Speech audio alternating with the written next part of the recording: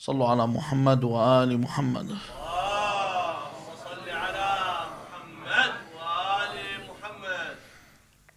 There is a form of giving that covers all facets of kindness and sacrifice, and that is self-sacrifice. Self-sacrifice represents it all. How does it represent it all? If he is killed, if the individual, Assalamu alaikum, Sallu ala Muhammad wa ali Muhammad.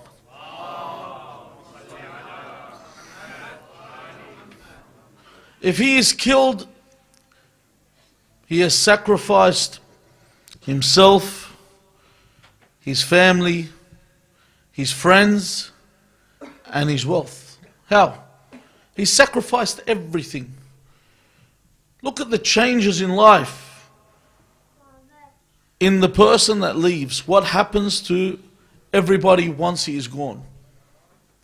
He has left it all. He leaves it all. But what is the recompense for this? How do they get compensated? What is the most that they can be given on this earth? For example, look at the people that die today. People that go and fight.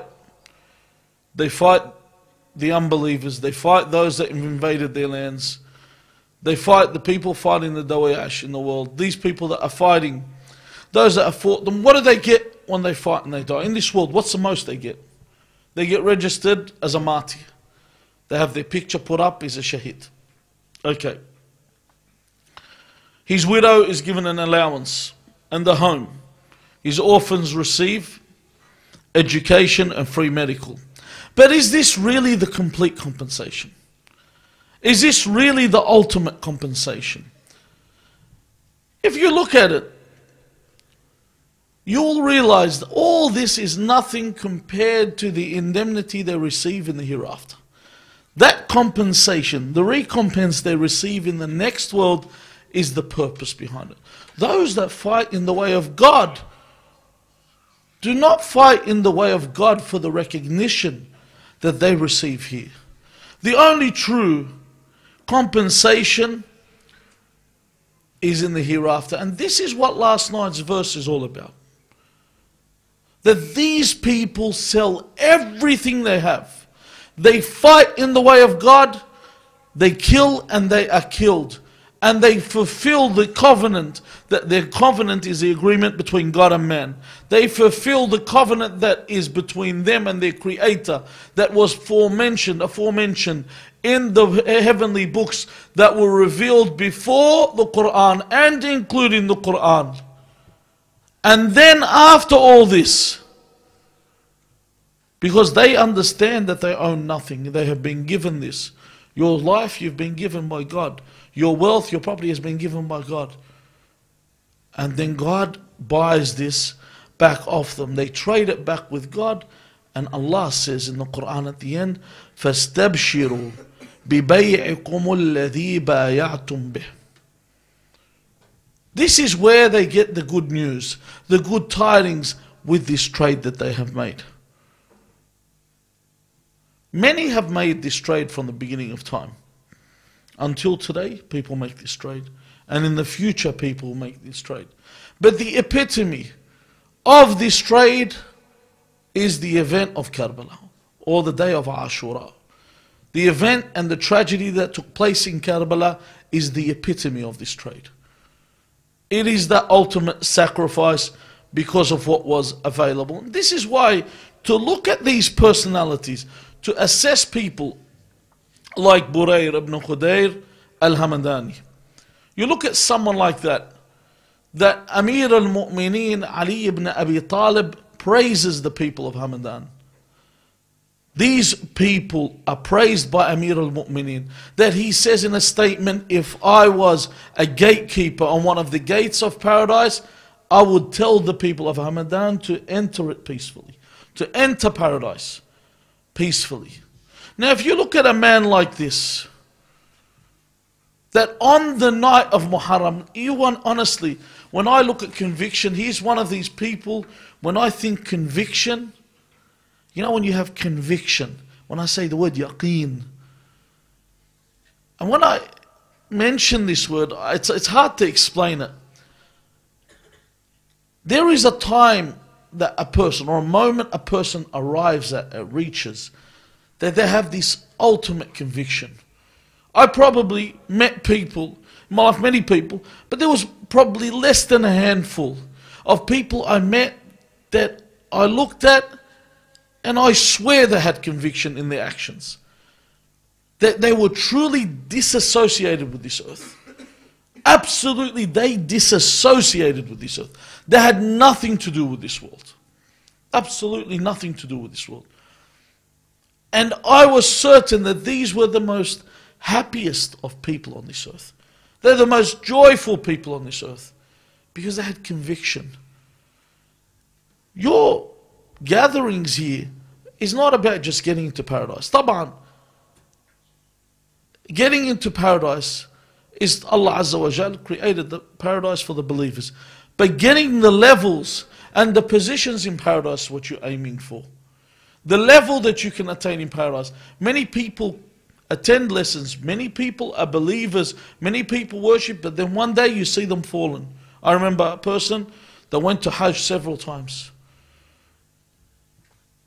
One day I saw him and he didn't look in a normal state.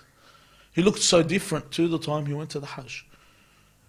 And I said, what are you doing? And how have you been? He said, good. I said, how is your religious contact? Have you been going to other centers? You know, I like to know. Why, you know, you want to know. This person said, are you still after this kind of stuff? Absolutely had cut it off. Had no interest in religion anymore.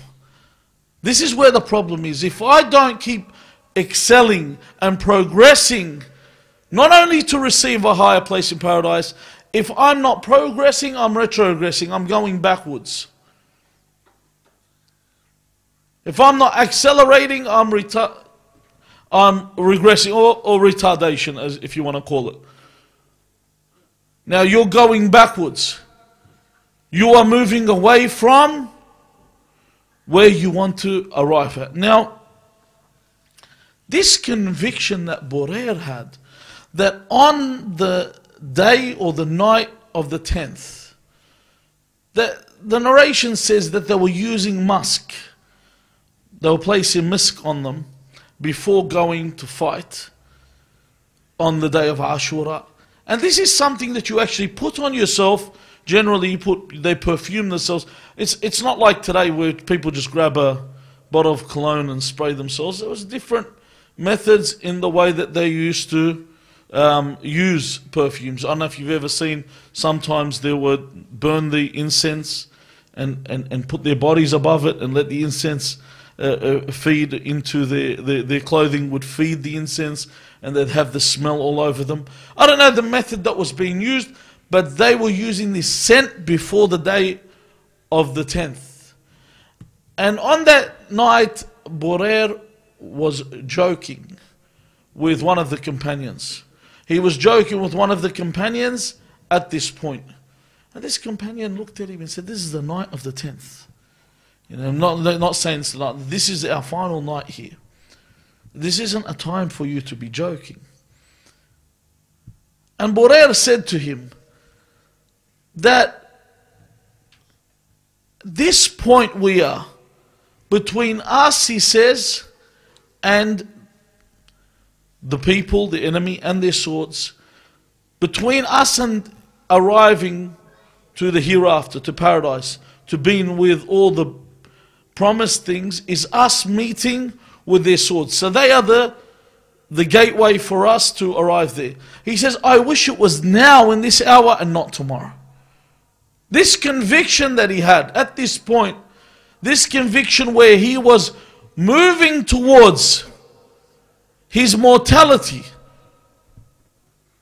as we perceive it when we think of death, we think of it as our mortality, our end.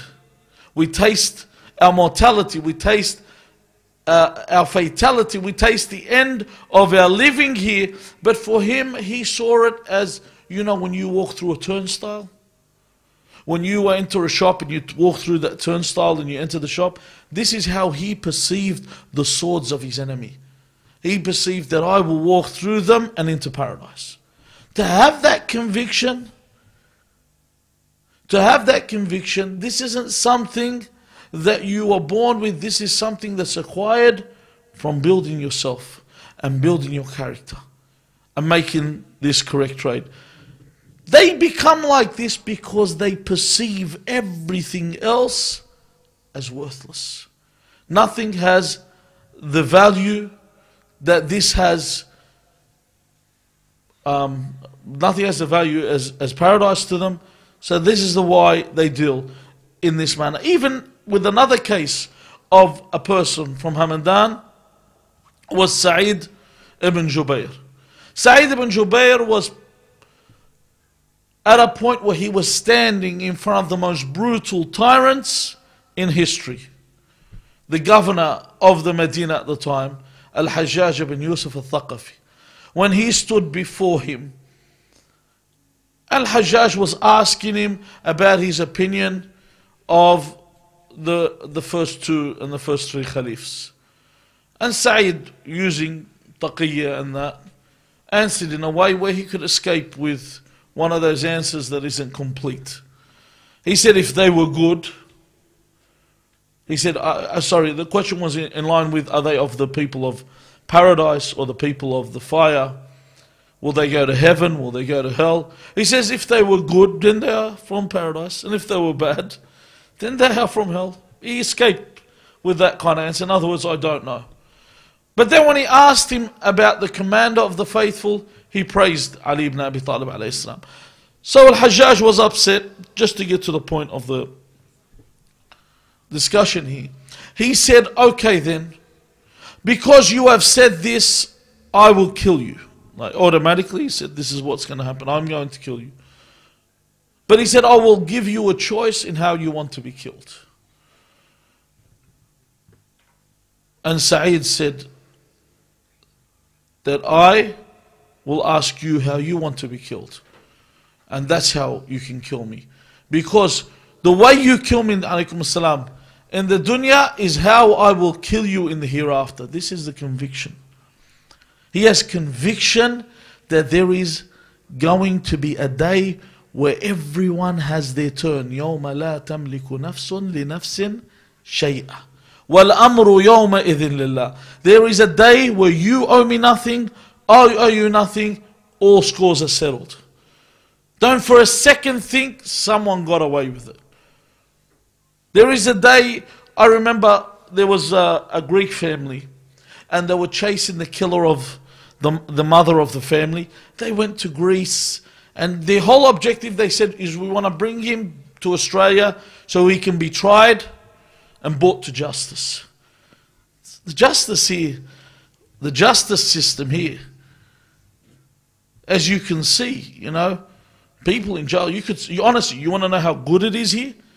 The prisons here are Club Med compared to the prisons overseas, you know. There's a resort here compared to overseas. You know why? Take a look at the prisoners. I always tell people, look at the prisoners in Australia being carried away. He wants to bring him to justice here. You see a guy, he's handcuffed, he's been brought away, he swears at the camera. You saw this guy got arrested yesterday. The police came and arrested him and he was swearing at the camera, swearing at the police officers. And then you see someone in the Middle East that's arrested. He's got no handcuffs. This guy could be some massive, he's a huge drug dealing criminal, no handcuffs, and he's standing like this and his eyes are facing the ground. And they've got the drugs in front of him and they've got the money in front of him and they say this is a convicted criminal. And he's not even moving. Big difference. So how is there justice when someone is suffering like that in those jails? And here, man, there was a guy in Goulburn Supermax, he was running, all his drug dealing and heroin dealing was taking place in Goulburn Supermax. He was running it from in there. He was running his whole program and system from inside jail. This is the world. How could this be justice? And bringing him here to bring him to justice. The only compensation that you acquire, the only time that you receive your rights is in the hereafter. There's some of it in this world, but the hereafter is where you receive the lump sum, where you receive the remainder. So when Sa'id spoke, and when I tell you Sa'id spoke like this to Al-Hajjaj, Hajjaj isn't someone, to give you an idea, he wasn't someone that you could negotiate with. He wasn't someone that you would speak with and could have dialogue with. Hajjaj was someone that for him, just to give you an idea of his character, when he was sent by the Khalif Al-Ameli ibn Marwan, so you can appreciate the stance of Sa'id here. Al-Ameli ibn Marwan sent a letter with Al-Hajjaj. He said, go get the Rawafid. Arrest the Rawafid in the area. And then he wrote in this letter, وَأَحْصِيهِمْ, meaning accumulate them, count them up. The messenger that brought the letter put a dot above the ha. And the word it says here, أَخْصِيهِمْ, means to castrate them. Hajjaj saw the letter. Castrate them means, you know, from stallion to gelding, basically, if people understand that terminology. That from someone gets emasculated, his masculinity is taken away. If you understand what I mean then, because there's youth here in that. So anyway, so he's put a dot there and it's changed the whole meaning of the word. Hajjaj sees this and he says to the messenger, this is out of character for Al-Ameli. This is not the way this is not how he plays the game, you know. It's not the way this guy functions. He says, however, I like the way you think. You put that dot there, but I accept that. And this is what he did. He castrated them. The fact that he did this, and the fact that he acted in this way, shows what kind of character he was. And Sa'id in this position says to him, what you do to me will happen to you. To have this conviction at this point shows his belief in God and his belief in the hereafter, and shows that character from within coming out. This is what is being shown. This is why Imam Ali ibn al-Hussein Zain al-Abidin alayhi salam, in the sermon in Sham that he gives, he says, Azhad fi dunya yubassirka Allah awratiha. That he says, Azhad fi dunya. That Azhad fi dunya, disassociate yourself with this world. Like we said in other discussions, Samahat Sayyid's mentioned as well, this does not mean become a hermit and cut yourself off from the world. Disassociate means do not be attached to this world. You can still live a nice life, but don't be attached. Don't be one of those people that when they want to pay something, you know, someone's handing over a $5 note, they want to make, so you've seen those people that want to make sure it's only one $5 note, they keep rubbing and rubbing till Queen Elizabeth's face has come off just to make sure it's only one note. Yeah, don't be like that. Don't get too attached to what you have. Have. You're allowed to have. But don't be too attached. Don't hold on too firmly onto these things. And then, this disassociation with this world, he says, then you will see the awrat of the dunya. You will see what? You'll see the flaws of the dunya. You see the problems in this world. He says, وَلَا تَغْفَلْ فَلَسْتَ بِمَغْفُولٍ عَنْكَ. Do not go into a state of inattentiveness. Do not forget what is happening or what this world is really about, because you're not being forgotten. Allah Azza wa Jal accumulates this even though you've forgotten it. So even though you overlook it, even though you owe someone a debt and you haven't paid it, you think, you know, some people they think, oh, Ahl al-Bayt bishfa'uli. Ahl al-Bayt, basically, you know, when someone comes to arrest you, and you cross the border and the police, you've seen this in a lot of the American movies, they say it's out of our jurisdiction. This is out of their jurisdiction in the sense they say your problem is with this person. When you settle your debt with him, then you come back to us. Because they are just, they are fair. Because they would be oppressing the person that you owe money to. They would be oppressing the person that you've taken right, and hasha, li Ahl al-Bayt alayhim salam, God forbid that they would oppress anyone. So yes, they say this isn't for us. This is a problem for you to settle elsewhere. Do not think Allah has been inattentive. Do not think that Allah Azza wa Jal is unaware. And there's plenty of verses in the Quran when it comes to oppression, with Allah not being inattentive with what is going on around you. In a verse in the Quran, sorry, not one verse, many verses you will find where God says He isn't unaware or He isn't inattentive to what the oppressors are doing. And He is leaving them until a time where they will be bought and they will be taken into account.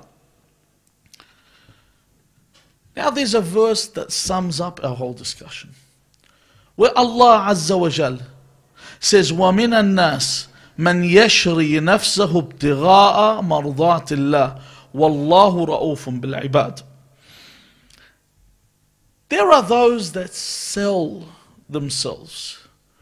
They sell themselves, when we say in the absolute meaning, to gain the acceptance of Allah, to gain proximity to Allah, to gain the absolute nearness to Allah. Because their main priority, their main objective, their primary objective, their only objective is Ridha Allah Azza wa Jal. To be with God's pleasure, to make God accept their actions. They want this, so they sell everything that they have. Now, honestly, if you actually think about a man like Amir al-Mu'mineen Ali ibn Abi Talib alayhi salam, if you look at history, if you research history, I am surprised that we are gathered here. Not only us, everyone around the world that's gathered to remember his martyrdom. It is a miracle that Amir al-Mu'mineen is someone that is remembered today. It is an absolute miracle. You have a look in history. Anyone that has been excommunicated or outcast in society. If you take a look, for example, in the ancient Egyptian times, okay, when Amenhotep I was outcast from his people, they actually removed his cartouche. You know, the cartouche, the actual marking in the hieroglyphics. You'll see the actual marking of the Pharaoh, that was removed from the walls. That's why people didn't know he actually existed. They removed, to absolutely remove any evidence of him existing.